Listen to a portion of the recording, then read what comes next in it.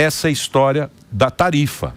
O que vai prejudicar a gente, o brasileiro normal, o afegão médio? Sempre tem a possibilidade de afetar, mas como tem muita isenção dos produtos, o impacto é bem limitado em alguns setores. E muito provavelmente vai acontecer o que aconteceu da primeira vez. É uma tentativa de pressionar o governo a fazer o que o governo americano quer.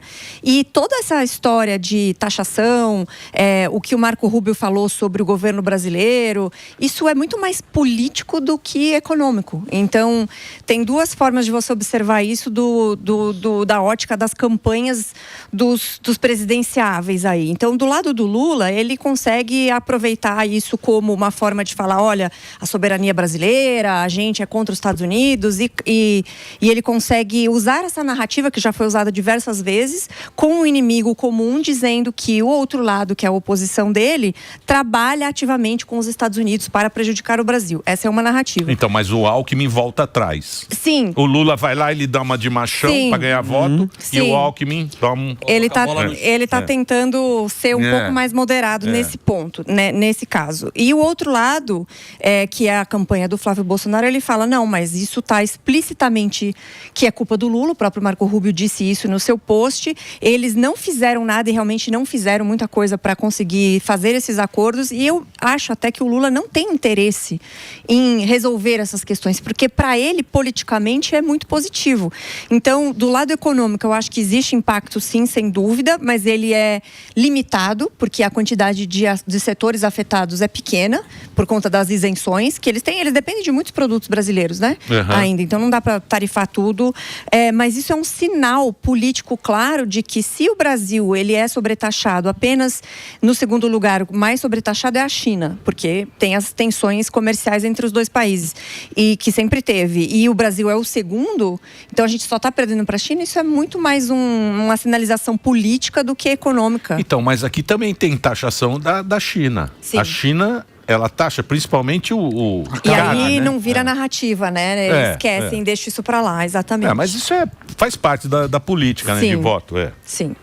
Que é protecionista, né? O norte-americano está pensando também na economia dele. Né? Aqui a questão, na minha visão, em relação à China, ela vai além da questão econômica. Porque se a gente estivesse falando exclusivamente de dois países iguais ou similares, com práticas comerciais legais e bacanas, e todo mundo é legal e todo mundo é feliz, e nós vivemos com rainbows e pink e tudo mais, é uma coisa. Outra coisa, você tem um país como é a China, que tem roubo de propriedade intelectual, práticas desleais, um monte de coisas que o governo americano entende que não é justo. Então, a forma de pressionar a China para chegar um pouco mais ao centro é por meio das tarifas. Então, eu não acredito tanto, e nunca vou acreditar, até como liberal, em protecionismo. Eu acho que o ideal é você ter os mercados livres, porque eles vão se autorregular, quem precisa de mais coisa vai ter. Teve vários países na Europa, por exemplo, que não tem grandes produções de matéria-prima ou de energia ou coisas do tipo, mas que enriqueceram muito, porque ao permitir esse livre comércio, consegue buscar o que precisa fora, consegue exportar aquilo que eles fazem de melhor para outros locais, e assim funciona. No entanto, eu acho que é importante a gente frisar também que tem alguns pontos em que o governo americano foi muito bem na parte de energia, porque se você mantém uma dependência de outros países, então, de novo, não é todo mundo legal e bacana e tá bem intencionado. Porque se fosse assim, tudo bem, eu posso depender de você para pegar a minha energia, você nunca vai usar isso contra mim e beleza, mas não é assim que as coisas funcionam. O mundo é muito mais complexo do que isso. Então, na questão geopolítica, quando o Donald Trump ele elimina as políticas que o Biden iniciou, onde ele já estava querendo até fazer importação de petróleo na Venezuela do Maduro, até do Irã, ele chegou a pensar em tirar os embargos e etc. Então, isso é muito prejudicial, e a Europa mostrou bastante isso pra gente quando houve o início da guerra da Rússia. Isso. Então, a Europa, ela diretamente, porque tem que comprar, porque ela é obrigada a comprar energia da Rússia, gás natural, ela financia a guerra que ela disse ser contra. Então, vira uma complicação muito grande você ser energeticamente dependente de um país como a Rússia, e existem algumas pessoas falando, algumas teorias da conspiração, mas que eu até acredito, que o Putin paga algumas ONGs, esse pessoal ecossocialista, as ONGs de anti-óleo, anti-petróleo, etc., que ele manda a grana para esse pessoal, porque assim eles conseguem fazer uma influência na política europeia, e aí a Alemanha, por exemplo, fechou as plantas nucleares. Vira narrativa.